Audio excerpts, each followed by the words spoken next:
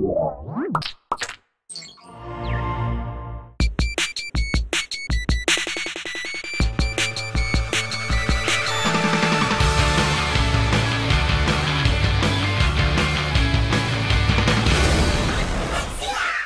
episode of Techzilla is brought to you by Netflix. Time to get our HC Nation on. If you're looking for a projector with 3D capability but don't want to spend your life savings on it, Robert's got a new product from Optoma you might want to check out. Makers of the HD20/HD180, one of the most affordable 1080p front projectors that you own yourself. This is the Optoma HD33 home theater projector. Ta-da! Noted for being among the very first front projectors to offer not only 1080p resolution, but 3D picture for under $3,000, and that's the list price. Yeah. Online pricing is about half that. Look at those, like $1,450 or something. Exactly, about under $1,500 online, which is awesome for a projector like that. Styling, now, not only that, those are actually RF technology as well, so you're not dealing with an infrared emitter like you have in a lot of those are not included with the projector, by the way, to make that perfectly clear. You can get those for about under $75 online. Surprisingly comfortable, and one of the better active shutter 3D glasses I've ever worn. I had it side by side with my 3D plasma, and I hate to say it, but I actually preferred the brightness and just the glasses to the design overall. This is a single chip design projector. Get it out of the way. It uses Texas Instruments DLP technology. You know, remember that whole thing about it's the mirrors? Color with a single chip projector, most projectors at least that use a single chip, is produced by spinning a color wheel in front of the light path. Red, blue, green filters basically that spin in front of where the light shines through. That design and the speed of the color wheel actually helps minimize an annoying artifact called color breakup, or rainbow artifacts that you get with that single chip design.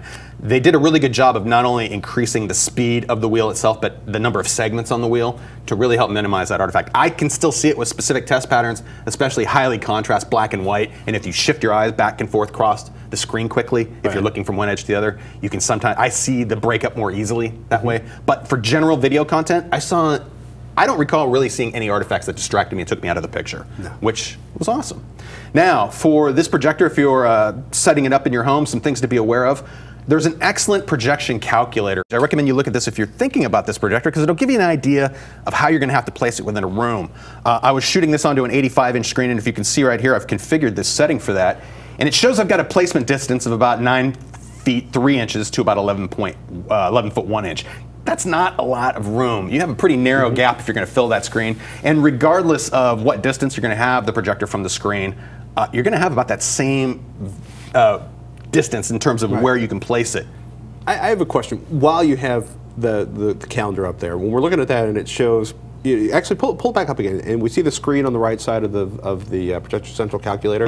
When we're looking at that, it says 6.7 inches, and it's either, ceiling hung or ceiling mounted or floor mounted. Does that mean you're supposed to have it 7 inches below the screen, or like 7 inches above the screen, or 6.7 in this case? What that's giving you an indication of is how the light's exiting the main optic, and if the projector were perfectly flat or parallel to the screen, you would need to lower it almost 7 inches below the screen if the projector were kept flat to the perpendicular to the screen. You'd have to lower it because the image is going to shoot up slightly, and that gives you an idea then likewise if you're going to turn it upside down to mount it upside down on a ceiling, it's going to do another 7 inches away from the ceiling. Got it. So that tells you, pretty much gives you an idea of how you're going to have to place it within the room, and then the zoom and the manual focus will take care of. That's funny, because I always assume like a projector is supposed to be dead center at the screen, but it's actually designed to be sort of at the top edge. Everyone's different, and in a sense, to get the geometry right on the screen, so you don't have to mess with things like keystone correction, which can destroy detail. Placement is everything, and I'm just trying to tell you here that placement's a little restrictive compared to some other projectors I've seen. However, light output on this is pretty darn impressive, actually. It's listed as 1800 lumens, and in economy mode, the lamp module, when you have it set like that, they label it as standard, and it's the default mode for this projector. It provided plenty of light output for my dimly lit theater room. Now, it does have a bright mode as well, which will easily overcome a little bit of ambient room light as well. So if you're dealing with a room that's not pitch black, this might be a good projector to consider. On the back side of this, we can actually spin this around. It's got a couple of HDMI ports, of course, as well as, also have a nice set of component video inputs there, as well as VGA. Now, you also see the RS-232 port and a 12-volt trigger. Those are there as well if you plan to integrate this with the home automation or control system. What's the 3D sync port for? That is for an included infrared emitter. So if you're going to use this with infrared 3D active shutter glasses. You plug that emitter right into there, and you can place the emitter wherever you need to. Cool. Nice thing about that, usually the emitters will bounce off the screen, so even if it's not pointed directly at you, as long as the emitter's shining toward the screen, it'll bounce back and hit you in the face, and hopefully make the glasses work right. But we're using the RF glasses, like I mentioned, which don't require line of sight, and it's actually really nice. Especially if the projector's like above and behind you. They still have the world's loud.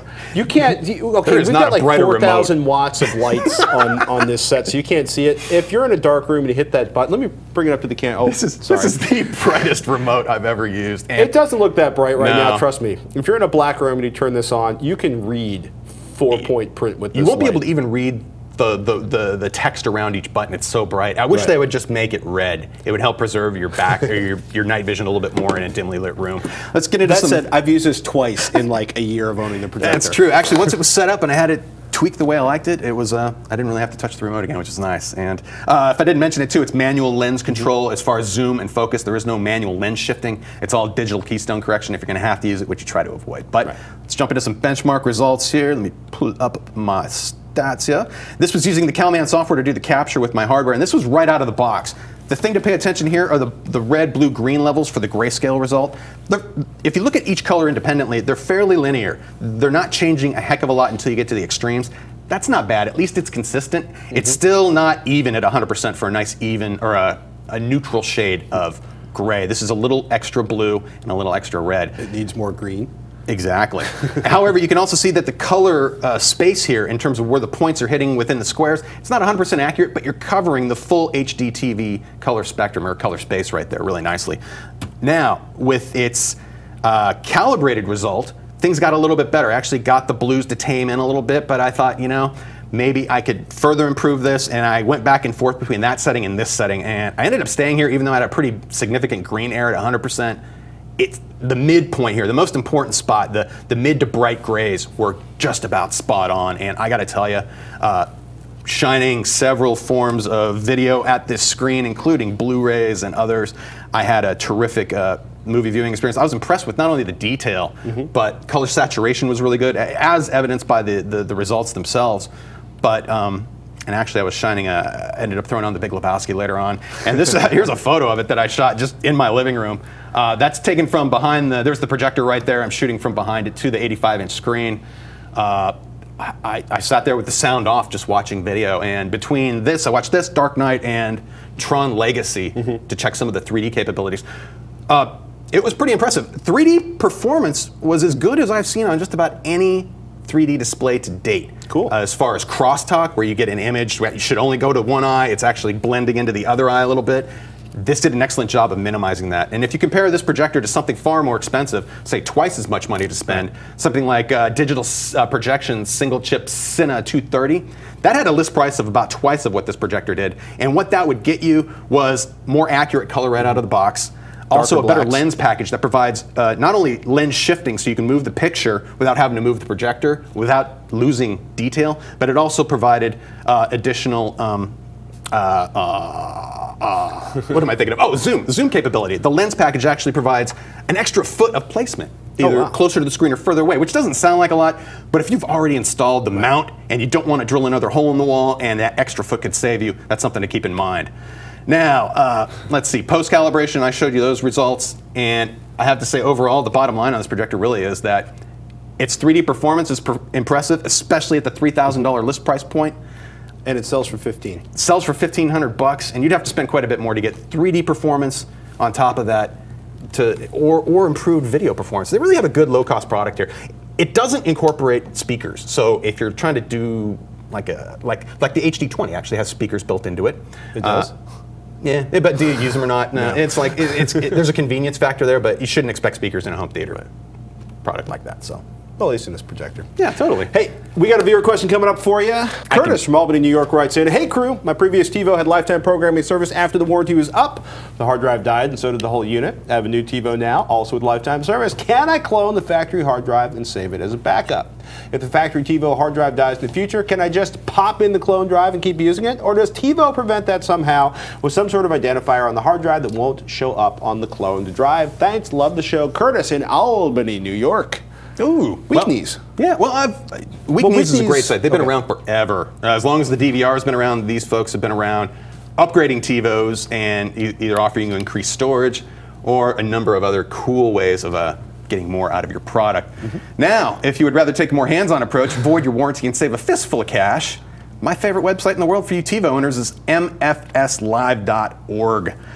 This is the must-have tools for TiVo-holics.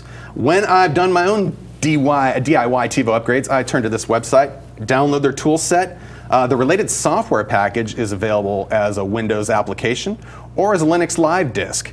And once you have that set up, you really don't even have to say save your old drive if you don't want. The drive actually doesn't contain anything other than perhaps your old recordings. I would take, say, a new 1 terabyte drive that's compatible with your hardware. You quote unquote bless it with the software. That is the phrase used by TiVo hackers. Is essentially blessing it is installing all the hardware and weird file format partitioning that the TiVo requires to function. But my understanding is there's a little bit of flash memory on the logic board of the TiVo itself that contains the operating system itself. It's not actually stored on the hard drive. It might get copied back to the hard drive later on, but there you go. Do it yourself. Save some money. Don't be afraid. Go ahead. Be afraid. No, don't be afraid. Another email coming from Chris. He says, I've noticed that some AV receivers and home theater in a box systems are now featuring Dolby Digital 7.2. So I was wondering if Robert could explain exactly what it is. How does it work? How is it different from 7.1? Is it that much better than 5.1 or even 7.1? Thanks, Chris in Platteville, Wisconsin. Woohoo! It's Two awesome. subwoofers. Stereo subwoofers. Pretty much. The .1 and 7.1 usually refers to a preamplified subwoofer output, and .2 would indicate that there are 2 of those outputs. Oftentimes, an AV receiver with multiple subwoofer outputs will be providing different signals to each, as Pat mentioned. That's stereo in a sense. You could think of it that way, a left and a right channel for the sub. People don't email to say that there is no stereo directional functionality below X number of hertz. We get it. It's just trust us. This is all about improving the quality of those low frequency effects that the AV receiver might be directing towards the subwoofer. Main benefit of using more than one sub is that they can be positioned in a room to help cancel out what they call null spots, or where the standing waves in the room interact to create where the sound just seems to just drop off. Pair the extra subs with a good room calibration mic and some careful placement, and your ears will thank you. Generally speaking, if you're guessing on where to place the sub in a room, and if you want to place it usually about the midpoint along the wall to start, and then you start moving them around and try to defeat your nulls. I got to move this because the hot air is coming out of it, and I'm going to vomit. If you want. Here, you take this. I'll read the next question. Do it. And finally, we're not the only ones looking forward to CES. J-Dog writes in, do I roll the dice and purchase an HDTV in February or March when the prices drop? Or do I wait until the new 2012 units roll out after CES later in the year? J-Dog in SoCal. Do it. Do it soon. Yeah. The prices for 2011 TVs are about as low as they're going to go. And then they're going to sell out. Pretty soon. Come next week, we'll know what's in store for the 2012 models. But don't expect any of the new premium models until summer or fall. You're going to see some of the smaller sizes start to creep out early, but the super premium ones that everyone wants, that's more the summer-fall time frame. Yeah, the one with the 1mm frame and the super ginormous excellent 4K features. screens, blah, blah, blah, blah, blah. Anyway, when you're comparing prices online, though, you'll often see a current model hit bottom in terms of pricing just before a new model is poised to replace it. Beware of when the prices on the stale 2011 models start to tick up, as it's a sign that the model is likely out of production and something new is taking its place in the manufacturer's lineup.